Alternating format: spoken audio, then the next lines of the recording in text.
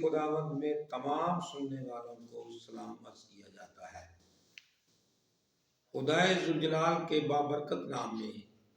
آپ کو آج کے اس پیغام کے لیے آپ کو دعوت دیتا ہوں کہ اس پیغام کو بغور سنیں اور اس چینل کو سبسکرائب کریں اور ساتھ بیل آئیکن کو پریس کریں تاکہ آنے والے تمام ویڈیوز آپ تک پہنچتی رہیں۔ آج کا ہمارا موضوع ہے پرانے عہد نامہ میں سے قضات کی کتاب میں سے ایک بہت بڑی ہستی جس کا نام جدعون ہے اور وہ ابی ازر کا بیٹا ہے۔ اس کے باپ کا نام یوآس تھا۔ ہوا اس طرح کہ امالیکی اور مدیانی اور اہل مشرق کے لوگ اسرائیل کو بہت تنگ کرتے تھے، ان کی فصلوں کو خراب کر جاتے تھے، ان کے جانور آتے تھے وہ سب کھا پی جاتے تھے، تو اتنے پریشان تھے کہ ان کو کھانا پینا ان کے لیے اناج کا ملنا مشکل ہو گیا تھا۔ اور یہ جو جدعون ہے یہ بھی اپنا تھوڑا سا اناج کولوں میں چھپا رہا تھا، تو خدا کا فرشتہ آیا اور اس سے پہلے خدا کا نبی آیا، تو اس نے آ کر کے بتایا کہ آپ کے آباء و اجداد کو خدا نے مصر سے رہائی دلائی تھی، لیکن یہ کہتا ہے کہ میں کیسے مان لوں کہ ہمیں رہائی ملی تھی، آج کل تو ہم بڑے دکھ میں ہیں، پریشان ہیں۔ تو پھر اس نے کہا، پھر فرشتے نے کہا کہ آپ بہادر بن جائیں، خدا آپ کی مدد کرے گا اور آپ اسرائیل کو ان کے چنگل سے چھڑائیں گے۔ تو پھر اس نے اس طرح کیا کہ اس وقت بال کے جو بت تھا اس کو توڑ دیا، اس کے مذبح کو اس نے توڑا۔ پھر بھی اس نے کہا کہ اگر خدا ہمیں آزادی دلانا چاہتا ہے، خدا ہماری مدد کرنا چاہتا ہے تو ہمیں کوئی نشان دکھائے۔ تو اس نے کہا کہ آج رات جو یہ اون ہے یہ گیلی ہو جائے اور زمین خشک رہے۔ تو ایسا ہی ہوا کہ اون گیلی ہو گئی اور اس کو جب نچوڑا گیا تو پیالہ بھر اس میں سے پانی نکلا۔ پھر دوسرے دن اس نے کہا کہ ایک اور دفعہ میں نشان دیکھنا چاہتا ہوں کہ آج زمین جو ہے وہ گیلی ہو جائے اور اون خشک ہو جائے۔ اس طرح اس نے خدا کو آزمایا اور خدا نے اس کو کہا کہ تو کامیاب ہوگا۔ تو وہ جب لشکر لے کر نکلا تو 32,000 کا لشکر تھا،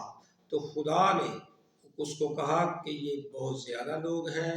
میں ان کے وسیلہ سے آپ کو فتح نہیں دلاؤں گا، ان کو کم کرو۔ تو پہلے ہی دفعہ جو لوگ کمزور دل کے تھے ان کو جدعون نے بھیج دیا، اس طرح 22,000 لوگ کم ہو گئے۔ پھر بھی خدا نے کہا کہ یہ لوگ زیادہ ہیں، پھر انہوں نے ان کو چشمے پر لے جا کر کے پانی پلایا اور جس طرح خدا نے چاہا ان میں سے 300 لوگوں کو خدا نے چن لیا اور خدا نے ان کے ذریعے سے فتح دلانے کا وعدہ کیا۔ لیکن ہمیشہ دنیا کا دستور یہ ہوتا ہے کہ جنگ کے وقت زیادہ فوجیں اکٹھی کی جاتی ہیں، لیکن جو شخص خدا کی تابعداری میں رہتا ہے، خدا کی بات مانتا ہے،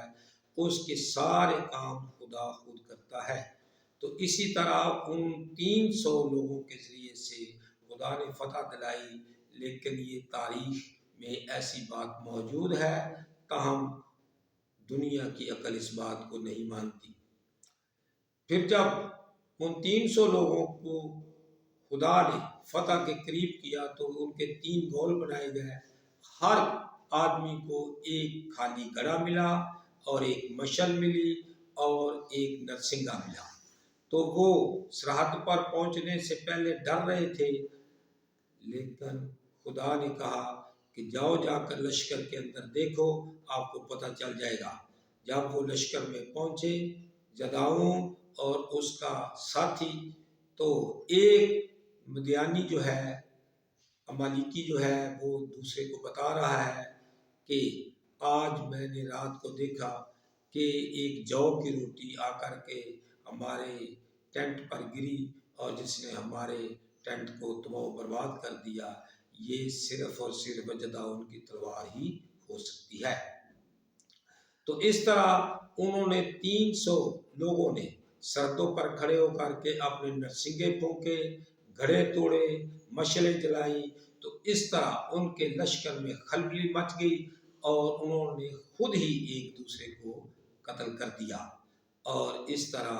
جو ہے وہ جداؤن کامیاب ہو گیا۔ جتنے لوگ مارے گئے ان کی تعداد کم و بیش 1,20,000 تھی، جو کہ اہل مشرق اور مدیانی اور عمالیقی سارے لوگ اکٹھے تھے، ان کو خدا نے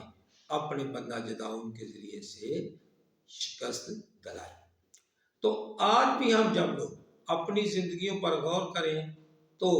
ہماری اپنی عقل ناقص ہے، ہم کیا کر سکتے ہیں، لیکن جب ہم خدا کی تابعداری میں آ جائیں، خدا کے احکام کو مانیں، تو پھر ہمیں زندگی میں بھی کامیابی ملے گی اور آنے والے جہان میں بھی ہمیں کامیابی ملے گی۔ لیکن یہاں پر ایک بات میں اور بتانا چاہتا ہوں کہ جب جداؤن خدا کے ساتھ چلتا رہا تو وہ کامیاب و کامران رہا، لیکن جب اس نے ایک بت بنا لیا، خدا کو چھوڑ دیا، بت پرستی شروع کر دی، تو پھر وہ ناکامی سے دوچار ہو گیا۔ ہم سب کو اس چھوٹی سی کہانی سے یہ سبق ملتا ہے کہ ہم چاہے دکھ میں ہوں چاہے سکھ میں ہوں، ہمیشہ خدا کے ساتھ چلتے رہیں۔ خدا آپ سب کو بڑی برکت بخشے، آمین۔